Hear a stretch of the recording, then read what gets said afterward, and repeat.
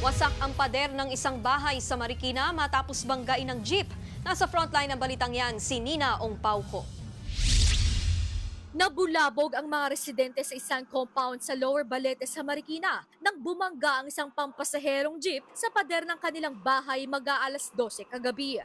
Based po sa sinabi niya sa amin, kumbaga may damages daw po sa pintuan ng jeep niya po. Sinusubukan niya pong abutin yung pinto and siguro sa sobrang layo na po ng pinto na kabing niya yung manibela kaya po bumangga dito. Pumasok ang harapang bahagi ng jeep sa loob ng compound at nasira ang pader.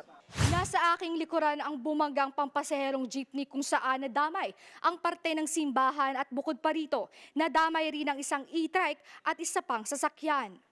Maswerte namang walang sakay ang jeep at wala rin nakatambay sa lugar nang maganap ang aksidente. Bumukas kasi yung pinto. Sinandalan ko tapos nawalan ng kontrol kasi tatalsik na ako sa labas. Ito medyo masakit. Ulo tsaka paa. Nagtamo ng sugat sa binti at bukol sa ulo ang driver ng jeep. Nagkaaregluhan ng magkabilang panig para sa nasirang pader at nadamay na sasakyan.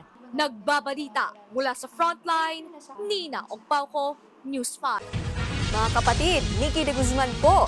Iba na ang may alam at may pakialam sa panahon ngayon.